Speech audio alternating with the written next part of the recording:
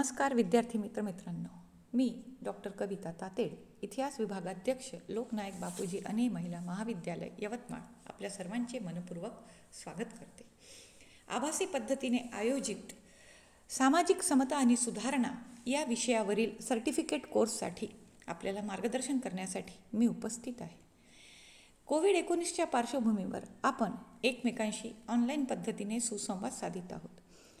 शालेय आणि महाविद्यालयीन अभ्यासक्रमाबरोबर आपल्याला सामाजिक परिस्थितीची जाण व्हावी, एक सुजाण नागरिक या दृष्टीने आपल्या व्यक्तिमत्वाचा विकास घडावा, यासाठी इतिहास विभागामार्फत सामाजिक समता आणि सुधारणा या विषयावर एक छोटेखानी सर्टिफिकेट कोर्सचे आयोजन करण्यात आलेले आहे.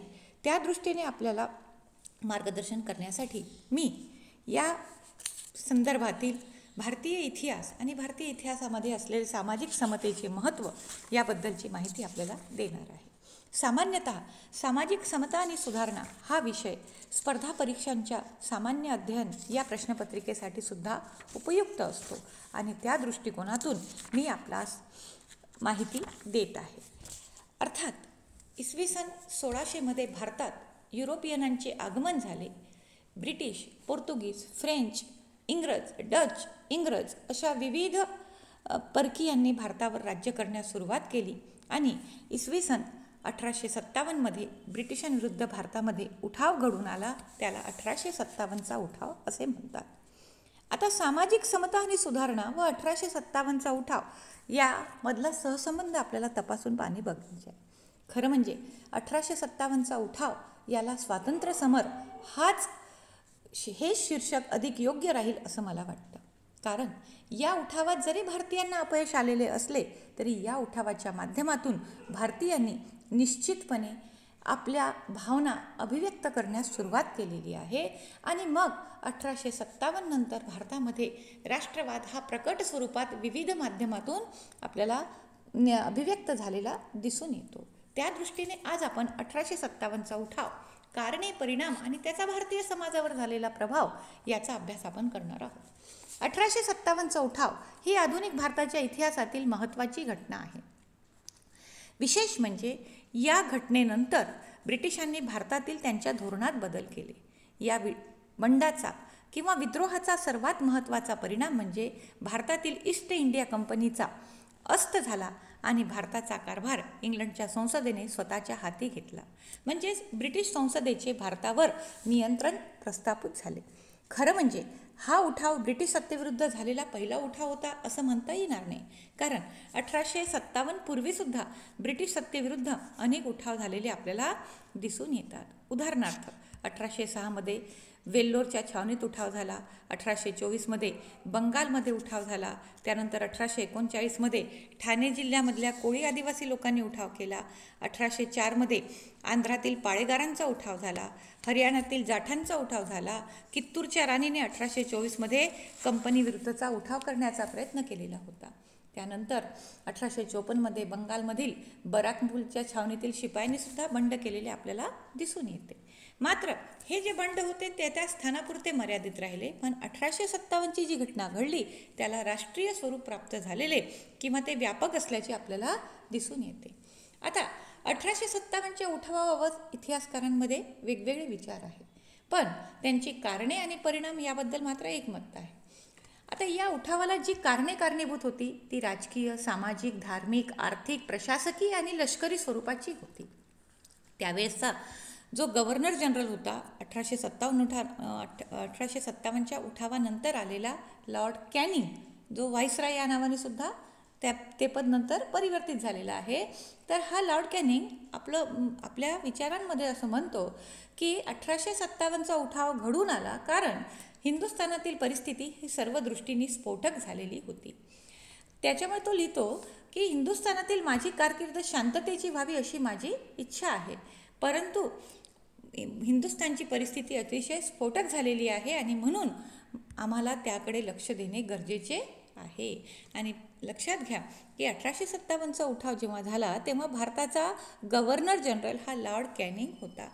म्हणजे आपल्याला अनेकदा हा प्रश्न विचारला जातो की 1857च्या उठावाच्या वेळी गव्हर्नर जनरल कोण होता. आणि सहसा जेव्हा आपण इतिहास अभ्यासतो तेव्हा असं लक्षात येतं की लॉर्ड डलहौसी आणि त्यांनी केलेले विविध प्रकारच्या सुधारणा, त्यांनी केलेला विलनीकरणाचा प्रकार, त्याच्यामुळे त्याच्याविरुद्ध असंतोष निर्माण झाला. पण तो आपल्या देशातून निघून गेला आणि त्यानंतर हा उठाव घडून आलेला आहे. हा उठाव कशा प्रकारे झालेला आहे याचा इतिहास आपण या ठिकाणी बघणार आहोत. उठावाचं सर्वात महत्त्वाचं कारण आहे राजकीय कारण. लक्षात घ्या की ब्रिटिशांची सत्ता भारतीय भूमंडळावर होती आणि त्यामुळे ब्रिटिशांबद्दलचा असंतोष हा त्यांच्या या उठावातून आपल्याला लक्षात येते. 1600मध्ये ब्रिटिश ईस्ट इंडिया कंपनी व्यापार करण्याच्या निमित्ताने भारतात आली आणि विशेषतः व्यापार करीत असताना भारतातील राजकारणामध्ये त्यांनी लक्ष घालण्यास प्रारंभ केला. आणि मग 1757च्या प्लासीच्या युद्धामुळे ब्रिटिशांच्या सत्तेचे भारतात, विशेष म्हणजे बंगाल प्रांतात बीजारोपण झाले. त्यानंतर 1764मध्ये बक्सारचं युद्ध झालं आणि या युद्धामध्ये ब्रिटिश सत्तेचा पाया मजबूत झाला, कारण त्यावेळेसचा मुघल सम्राट शाह आलम हा ब्रिटिशांच्या नियंत्रणाखाली गेला. याच वेळेस दक्षिण भारतात मराठी ही एक मोठी शक्ती होती. पानिपतच्या तिसऱ्या युद्धामध्ये 1761मध्ये मराठे पराभूत झाले असले तरी माधवराव पेशव्यांच्या काळात मराठी राज्याला पुन्हा प्रतिष्ठा प्राप्त झाली. परंतु त्यांच्यात अंतर्गत दुही मतभेद असल्या कारणामुळे इंग्रजांनी त्याचा फायदा घेतला. इंग्रज मराठी यांच्यात 3 युद्ध झाली आणि त्या युद्धामध्ये इंग्रजांनी मराठ्यांचा पराभव करून आपली सत्ता वर्चस्वात केली. आपण बघतो की पहिले इंग्रज मराठा युद्ध 1775 ते 1781 झाले, दुसरे इंग्रज मराठा युद्ध 1799 ते 1802 या काळात झाले आणि तिसरे इंग्रज मराठा युद्ध 1817 ते 1818 या काळात झाले. इसवी सन 1818मध्ये पेशवाई सत्ता नष्ट झाली. म्हणजे मराठ्यांच्या इतिहासातील शेवटचा पेशवा दुसरा बाजीराव यांच्या काळामध्ये मराठी सत्तेचे स्वतंत्र अस्तित्व नष्ट झाले आणि पेशवाईच्या ताब्यातील प्रदेश ब्रिटिशांच्या आधिपत्याखाली गेला. त्यामुळे त्यावेळेसचे जे पेशवा होते नानासाहेब पेशवा आणि इतर मराठा मंडळी जी होती त्यांना आपली सत्ता सोडून द्यावी लागली. त्याच्यामुळे ती नाराजी त्यांच्या मनामध्ये असल्याची आपल्याला दिसून येते. जशी स्थिती मराठ्यांची तशीच सिंधमध्ये, पंजाबमध्ये सुद्धा होती. इंग्रजांनी 1843 1849मध्ये पंजाब आणि सिंधमध्ये फौजा पाठवून तो प्रदेश आपला जिंकलेला दिसतो आणि त्याच्यामुळे पंजाबमधली जी शीख सत्ता होती ती सुद्धा नाराज असलेली आपल्याला दिसून येते. त्यानंतर आपल्याला सर्वात महत्त्वाचं कारण ते लक्षात येतं ते म्हणजे लॉर्ड वेलस्ली आणि लॉर्ड डलहौसी या 2 गव्हर्नर जनरलनी स्वीकारलेले साम्राज्य विस्ताराचे धोरण. सुरुवात झाली लॉर्ड वेलस्लीने. त्याने तैनाती फौज पद्धत अंमलात आणून अनेक भारतीय राज्यांचे प्रदेश मिळवले व तो ब्रिटिश साम्राज्याला जोडले. तैनाती फौज लादून अनेक राज्ये ब्रिटिशांनी आपल्या नियंत्रणाखाली आणली आणि त्याच्यामुळे कुठेतरी भारतीयांच्या मनामध्ये अविश्वासाची भावना निर्माण झाली. आणि त्याच्या पलीकडचे पाऊल कोणी उचलले तर गव्हर्नर जनरल लॉर्ड डलहौसीने. त्याने राज्य खालसा करण्याचे, संस्थाने खालसा करण्याचे, विलीन करण्याचे धोरण स्वीकारले आणि त्याच्यासाठी त्याने 4 कारणे सुद्धा स्वीकारली. एक, दत्तक वारस नामंजूर करणे. दुसरं, त्या राज्यांमध्ये अकार्यक्षम प्रशासन आहे, अयोग्य प्रशासन आहे हे दाखवणे. तिसरं आहे पदव्या, जहागिऱ्या, तनखे बंद करणे. आणि चौथा आहे त्यांनी कर्ज काढलेले आहे त्या संस्थानिकांनी आणि ते कर्ज फेडू शकत नाही या आधारावर त्यांच्याकडनं ते राज्य वसूल करणे. तर याप्रमाणे लॉर्ड डलहौसीने अनेक राज्ये जवळपास 1856 पर्यंत विलीन करून घेतली. त्यावेळेसचा जो लॉर्ड नेपियर हा इंग्रज सेनापती होता तर तो काय म्हणतो की जर भारतामध्ये 12 वर्षासाठी लॉर्ड डलहौसी हा जर का सर्वेसर्वा बनला तर हिंदुस्थानामध्ये एकही संस्थानिक नावाला राहणार नाही. आणि त्याच्या या बोलण्यातून आपल्याला लक्षात येते की किती तीव्र गतीने डलहौसीने राज्यांचे विलिनीकरण करायला सुरुवात केली होती. आता काय झालं की या विलिनीकरणामुळे ते राजे नाराज झाले, त्यांच्या हाताखाली असलेले सरदार, वतनदार, जहागीरदार नाराज झाले, त्यांची सेना नष्ट झाल्यामुळे ते सैनिकही बेकार झाले आणि त्याचा फटका सर्वसामान्य लोकांना कुठे ना कुठे बसला. म्हणजे एक राज्य खालसा केल्याबरोबर त्या राज्यातील शासक, त्या राज्यातील सरदार, त्या राज्यातील सैनिक या सर्वांची नाराजी ब्रिटिशांना पुढे स्वीकारावी लागली. तर अशा प्रकारची राजकीय परिस्थिती ब्रिटिशांच्या साम्राज्य विस्तारवादी धोरणातून निर्माण झालेली विद्यार्थी मैत्रिणींनो आपल्याला दिसून येते. त्यानंतर 1857च्या उठावाचं सर्वात महत्त्वाचं कारण आहे सामाजिक कारण. आता लक्षात घ्या की भारतामधली जी सामाजिक व्यवस्था होती ती इंग्लंडपेक्षा पूर्णपणे वेगळी होती. पण भारतामध्ये राज्य करताना ब्रिटिशांनी वंशश्रेष्ठत्वाची भावना जोपासली. काळ्या लोकांपेक्षा गौरवर्णीय जन्मतः श्रेष्ठ आहेत अशी एक भावना 19व्या शतकात युरोपात होती. आणि त्याच्यामुळे युरोप खंडातील लोक अधिक पुढारलेले आणि आशिया खंडातील, आफ्रिका खंडातील लोक मागासलेले आहे अशी एक भूमिका त्या काळामध्ये निर्माण झालेली होती. आणि त्यातून काळे विरुद्ध गोरे असा भेदभाव निर्माण झालेले होते.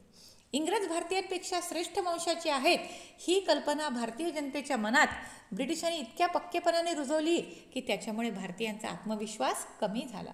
युरोपियनांच्या हॉटेलमध्ये, क्लबमध्ये भारतीयांना काळे म्हणून प्रवेश मिळत नव्हता. अनेक ठिकाणी, सार्वजनिक ठिकाणी भारतीयांना व कुत्र्यांना इथे प्रवेश नाही अशा पाट्या लावल्या जात असत. आणि त्याच्यामुळे ब्रिटिशांविषयी भारतीय जनतेच्या मनामध्ये द्वेषभावना निर्माण झाली. आता विशेष म्हणजे काही नियमसुद्धा इंग्रजांनी असे बनवलेले होते की त्याच्यामुळे आपोआप हा वंशश्रेष्ठत्वाचा भाव जोपासला गेला. कसा? तर पायी जाणाऱ्या इंग्रज माणसाला घोडागाडीतून जाणाऱ्या भारतीय माणसाने खाली उतरून त्याला सलाम करावे हा एक नियम होता. रेल्वेच्या प्रथम श्रेणीच्या डब्यात भारतीयांना प्रवेश मिळत नव्हता.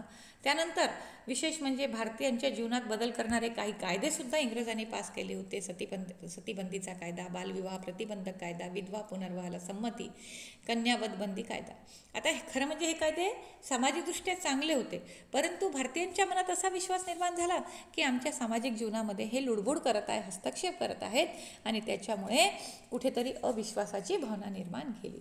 त्यानंतर 1853मध्ये ब्रिटिशांनी भारतात रेल्वे आणली. रेल्वे मार्गाचे जाळे विणले गेले. आगगाडीतून विविध जातीचे लोक प्रवास करू लागले आणि त्याच्यामुळे ब्रिटिशांना भारतातील जातीव्यवस्था नष्ट करायची असा एक समज निर्माण झाला. आणि त्या सर्वांचा परिणाम म्हणजे कुठेतरी आता आपल्याला इंग्रजांना विरोध करावे लागेल ही भावना निर्माण झालेली आपल्याला सामाजिक दृष्टिकोनातून दिसून येते. तिसरं महत्त्वाचं कारण आहे धार्मिक कारण. या कालखंडामध्ये ब्रिटिशांनी ख्रिश्चन धर्माच्या प्रसाराचे कार्य व्यवस्थित सुरू केलेले होते. ख्रिश्चन धर्म स्वीकारला तरी त्या व्यक्तीचा इस्टेटीवरीलचा हक्क कायम राहील अशी सोय करण्यात आली. ख्रिश्चन मिशनरी व त्यांचे धर्मप्रचारक हिंदू धर्म व संस्कृतीची निंदा करत असत. त्यामुळे हिंदू धर्म नष्ट होतो की काय अशी भीती निर्माण झालेली होती. लॉर्ड मेकॉले एका पत्रामध्ये असं लिहितो की 30 वर्षामध्ये बंगालमध्ये एकही मूर्तीपूजक शिल्लक राहणार नाही ही आमची भूमिका आहे. मॅगलिन हा कंपनीचा संचालक म्हणत असे, ईश्वरानेच ख्रिश्चन धर्माच्या प्रसारासाठी हिंदुस्थानचे राज्य इंग्लंडच्या हाती सोपविले आहे. उच्चपदस्थ लष्करी व मुलकी अधिकारी राम व मोहम्मद पैगंबराला शिव्या देत व सैनिकांना ख्रिश्चन बनवण्याचा प्रयत्न करीत.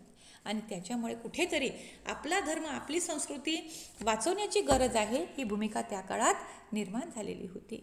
आणि अनेकदा धर्मपरिवर्तन करणारे जे हिंदू लोक आहेत, भारतीय लोक आहेत, त्यांना पदव्या, पेन्शन, बढती दिली जात असे आणि त्याच्यामुळे कुठेतरी हिंदू समाजामध्ये भीतीचे वातावरण तयार झाले.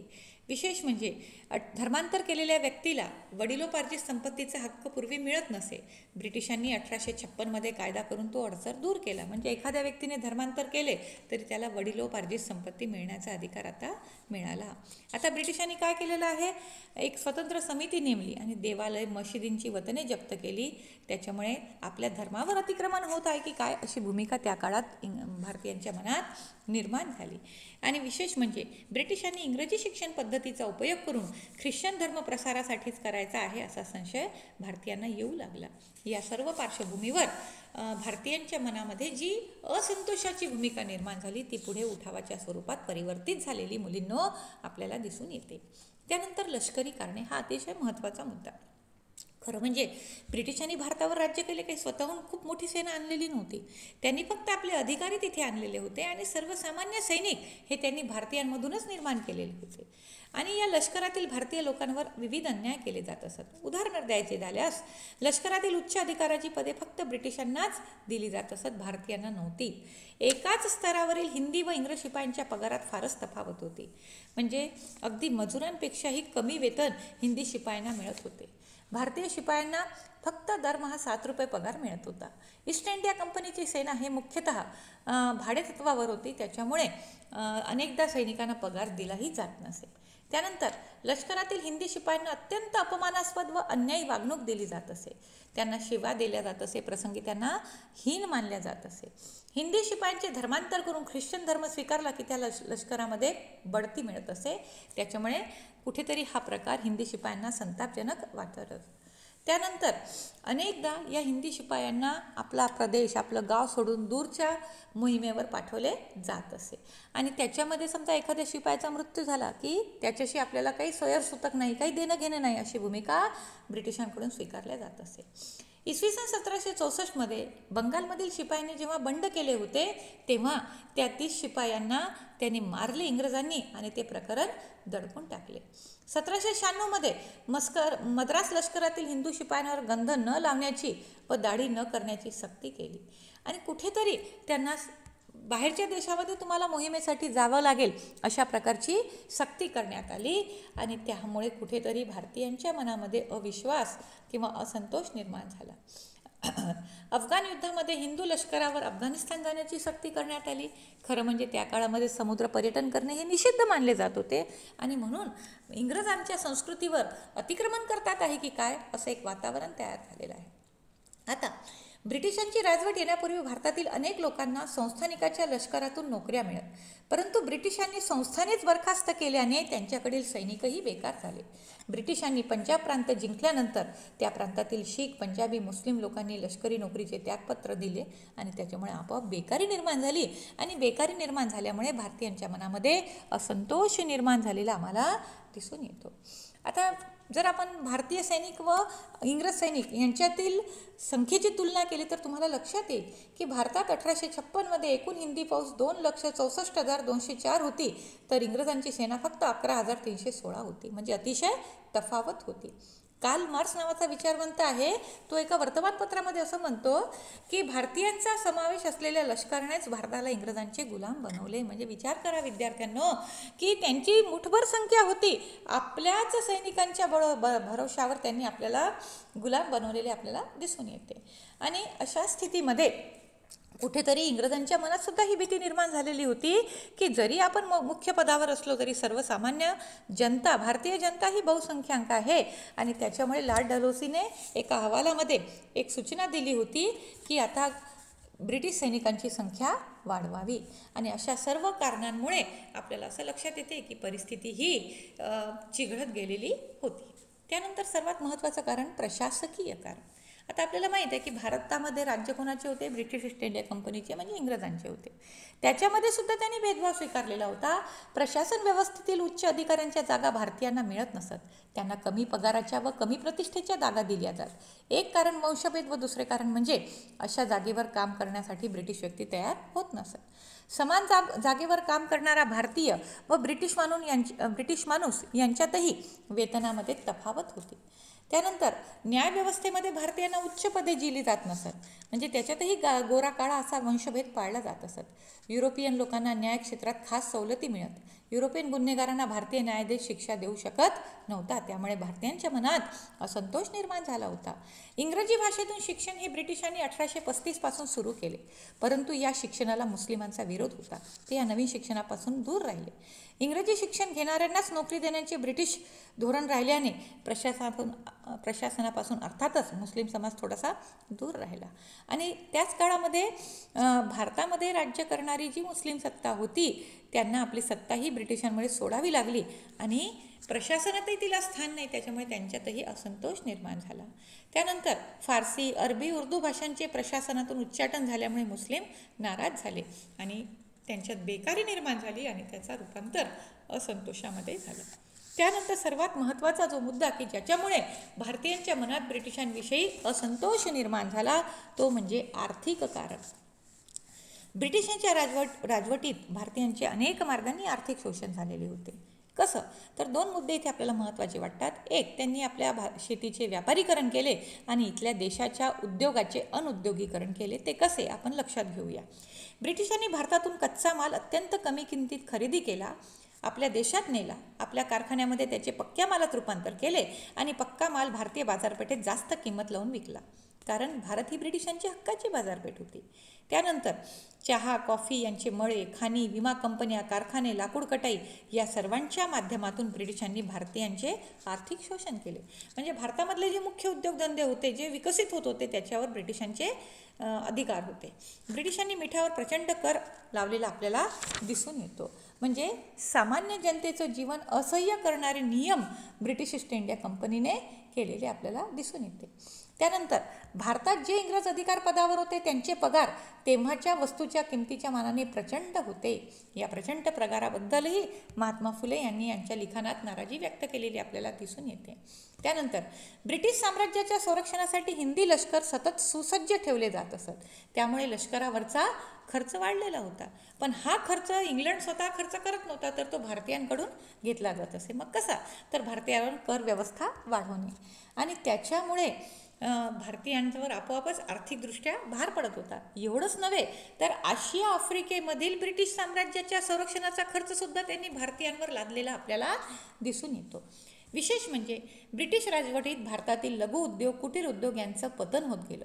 त्यामुळे या उद्योगात जी माणसे होती ती बेकार झाली, दारिद्र्यात भर पडत गेली आणि त्याचा फायदा मात्र ब्रिटिश भांडवलदारांना झाला. मी आत्ताच म्हटलेलं आहे की भारतातला माल कमी किमतीत कच्चा माल घेणे, आपल्या देशात नेणे आणि पक्क्या मालावर खूप कर लावून विकणे, म्हणजे दुहेरी नफा कोणाचा झाला? इंग्रजांचा. डॉक्टर ईश्वरी प्रसाद या संदर्भात म्हणतात, भारत मातेच्या दुधावर इंग्रज लठ्ठ झाले, परंतु भारतीयांवर उपासमारीची वेळ आली. म्हणजे आपला देश हा आर्थिकदृष्ट्या खरं म्हणजे संपन्न होता, पण आर्थिक शोषण इतक्या मोठ्या प्रमाणावर झाला की आमच्या देशाची संपन्नता आम्हाला पोषक ठरू शकली नाही. त्यानंतर ब्रिटिशांनी भारतीयांवर प्रत्यक्ष व अप्रत्यक्ष करही मोठ्या प्रमाणावर लावलेले होते. आणि तुमच्या लक्षात येईल की कर कसं होतं याचं उदाहरण मी तुम्हाला सांगते की 1840मध्ये भारतामध्ये येणाऱ्या इंग्रजी मालावर जे सुतीचे कापड असेल त्याच्यावर 3.5% आणि गरम कापडावर 2% एवढी जकात होती. आणि भारतातून इंग्लंडमध्ये निर्यात होणाऱ्या कापडावर 10%, रेशमी कापडावर 20% आणि उनी कापडावर 30% जकात होती. म्हणजे उद्देश काय होता मुलींनो, विद्यार्थ्यांनो, की भारतातून येणारा माल आहे तो अधिकाधिक भारतामध्ये खपावा, पण भारतात तयार झालेला जो चांगला माल आहे तो दुसऱ्या ठिकाणी खपू नये, कारण त्याच्यामुळे इंग्लंडच्या मालाला किंमत मिळत नव्हती. म्हणजे आपला माल कसा अधिकाधिक विकता येईल म्हणून भारताच्या मालावर प्रचंड जकात, पण भारतामध्ये येणाऱ्या ब्रिटिशांच्या मालावर जकात नाही, अशा प्रकारची स्थिती केली. त्याचा कापड उद्योगावर फार फार वाईट परिणाम झाला आणि या उद्योगातील भारतातील कारागीर आहेत ते पूर्ण बेकार झाले. त्यानंतर ब्रिटिशांच्या काळात भारताची निर्यात कमी आणि आयात प्रचंड होती. आणि नियम आहे की एखाद्या देशामध्ये निर्याती आणि आयातीमध्ये असंतुलन असेल तर त्या देशाची आर्थिक व्यवस्था ही पतनाच्या मार्गाला जाते. त्यानंतर ब्रिटिश ईस्ट इंडिया कंपनीच्या राजवटीत शेती सुधारण्याचे फारसे प्रयत्न झाले नाही. सुधारणा केल्या त्यांनी, पण कोणत्या शेतीच्या विकासाच्या सुधारणा नाही केल्या. त्यांनी फक्त आमची महसूल व्यवस्था इंग्रजांना कशी फायदेशीर ठरेल याचा विचार केला. आणि मग लॉर्ड कॉर्नवालिसने कायमधारा महसूल पद्धती, मग महालवारी पद्धती, मग रयतवारी पद्धती लागू केली. नाव वेगवेगळे दिले, पण उद्देश एकच होता की या महसूल पद्धतीतून भारतीयांना अधिकाधिक पैसा आपल्या देशामध्ये कसा नेता येईल हाच उद्देश त्यांनी केलेला आपल्याला दिसून येतो. विशेष म्हणजे त्यांनी जमिनीची मालकी म्हणजे सामान्य शेतकरी हा जमिनीचा मालक राहील याची तजवीज त्यांनी केलेली नाही. अनेक शेतकऱ्यांना जेव्हा कर भरणे सोयीचे नव्हते तेव्हा त्यांना सवलत दिली नाही, उलट त्यांच्या जमिनी सरकार जमा करण्यात आल्या. आणि त्या सर्वांचा परिणाम म्हणजे जसं कारागीर असंतुष्ट, शेतकरी असंतुष्ट, जमीनदार असंतुष्ट, समाजातला प्रत्येक आर्थिक व्यवस्थेतला घटक हा असंतुष्ट झालेला विद्यार्थी मैत्रिणींनो, मित्रांनो आपल्याला दिसून येते. आणि याच वेळेस हे सर्व कारणे उद्भवलेली असताना एक महत्त्वाचं कारण ठरलं की ज्याला 1857च्या उठावाचं तात्कालिक कारण आपण म्हणूया. आणि ते तात्कालिक कारण म्हणजे काडतुसाचे प्रकरण. आपण बघतो की राजकीय, सामाजिक, धार्मिक, आर्थिक, प्रशासकीय कारणामुळे ब्रिटिशांविरुद्ध उठावाची पार्श्वभूमी तयार झाली होती. आता फक्त ठिणगी पडण्याची गरज होती. संपूर्ण भारतामध्ये कुठेतरी ब्रिटिशांना आपण हाकलले पाहिजे हा विचार निर्माण झालेला होता. लष्करी छावण्यांमध्ये सुद्धा ही हालचाल सुरू झालेली होती.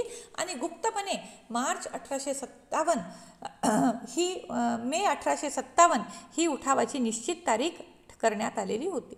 पण उठाव हा आधीच घडून आलेला आपल्याला दिसून येतो. आणि त्याला कारणीभूत ठरलेलं आहे काडतूस प्रकरण. बंगालमधील बराकपूरच्या छावणीत अशी बातमी आली की इंग्रजांनी सैनिकांना ज्या नवीन बंदुका दिलेल्या आहेत त्या बंदुकांच्या काडतुसांवर गाय डुकराच्या मांसाची चरबी लावलेली आहे. गाय ही हिंदूंना पवित्र आणि डुक्कर मुसलमानांना निषिद्ध. तेव्हा लष्करातील हिंदू व मुसलमान शिपायांनी काडतुसे वापरण्यास नकार दिला. नकार देणाऱ्या शिपायांवर खटले भरून त्यांना 10 वर्षाच्या शिक्षा ठोठावण्यात आला. त्यांना नोकरीतून काढण्यात आले. एवढेच नव्हे तर त्यांना तुरुंगात टाकण्यात आले. या घटनेमुळे बंगालमधील सर्वच लष्करी छावण्यांमधून संघर्षाला किंवा मतभेदाला असंतोषाला सुरुवात झाली आणि त्याच्यामुळे भारतीयांच्या धार्मिक भावना दुखावल्या गेल्या. त्यावेळेस डॉक्टर ईश्वरी प्रसाद यांच्या मते त्या परिस्थितीचं वर्णन करताना ते म्हणतात की इंग्रजांनी काडतूस प्रकरणामुळे भारतीयांच्या धार्मिक भावना पायदळी तुडवलेल्या होत्या. मग ही सुरुवात कशी झाली तर त्याला कारण ठरलं मंगल पांडे यांचे बलिदान. मंगल पांडे हे बराकपूरच्या 24व्या पलटणीतील एक सामान्य सैनिक होते. त्यांनी काडतूस वापरण्याबाबत सक्ती करणाऱ्या ब्रिटिश अधिकाऱ्यांचा खून केला. त्यामुळे मंगल पांडेला पकडून 8 एप्रिल 1857 रोजी फाशी दिली गेली. तो या क्रांतियुद्धातील पहिला हुतात्मा ठरला. मंगल पांडेच्या फाशीचा वृत्तांत लष्करातील सर्व पलटणीत तसेच जनतेपर्यंत पोहोचला तेव्हा एकच विरोध आणि लाट असंतोषाची उसळलेली आपल्याला दिसते. 3 मे रोजी लखनौ, 5 मे रोजी अयोध्या येथील आणि मेरठच्या घोडदळातील शिपायांनी जेव्हा काडतुसे वापरण्यास नकार दिला तेव्हा त्यांना 10 वर्षाची सक्त मजुरीची शिक्षा दिल्या गेलेली आपल्याला दिसून येते. आणि अशा प्रकारे 1857च्या उठावाला सुरुवात झाली. आपल्याला लक्षात आलं असेल की 1857च्या उठावाची जी कारणे आहे ती काही तत्कालिक नव्हती, अचानकच निर्माण झालेली नव्हती, तर 1757च्या प्लासीच्या लढाईपासून ते 1857 म्हणजे 100 वर्षामध्ये ब्रिटिशांनी जे आर्थिक, सामाजिक, राजकीय, प्रशासकीय, धार्मिक धोरण स्वीकारलेले होते त्याचा जो सुप्त राग होता, क्रोध होता, तो या उठावाच्या रूपाने निर्माण झाला. जवळपास 1-1.5 वर्ष हे उठाव झाले. या उठावाचे परिणाम आपण या दृष्टिकोनातून बघणार आहोत की या उठावामध्ये ब्रिटिशांना सुरुवातीचीच त्यांची स्थिती अतिशय नाजूक झालेली होती, पण हळूहळू त्यांनी या स्थितीवर नियंत्रण मिळवले आणि त्यांनी बंडाचे दमन केले किंवा बंड शमविला. पण या उठावाचे परिणाम मात्र भारतीयांसाठी काय झाले हा मुद्दा आपल्यासाठी अभ्यासासाठी महत्त्वाचा आहे. ठीक आहे की एखादी घटना घडते, त्या घटनेनंतर त्या घटनेचा तीव्रता राहते, मग त्याचा वेग कमी होतो आणि घटना संपते, पण त्याचे जे परिणाम आहेत ते मात्र त्या परिस्थितीला प्रभावित करत असतात. मग 1857च्या उठावाचे परिणाम आणि महत्त्व काय याचा जर आपण विचार केला तर असं लक्षात येईल की सर्वात महत्त्वाचा बदल जो झाला भारतीयांच्या संदर्भामध्ये आणि इंग्रजांच्या संदर्भात ईस्ट इंडिया कंपनीचा अस्त झाला. 1858मध्ये ब्रिटिश सरकारने कायदा पास करून ईस्ट इंडिया कंपनी बरखास्त केली.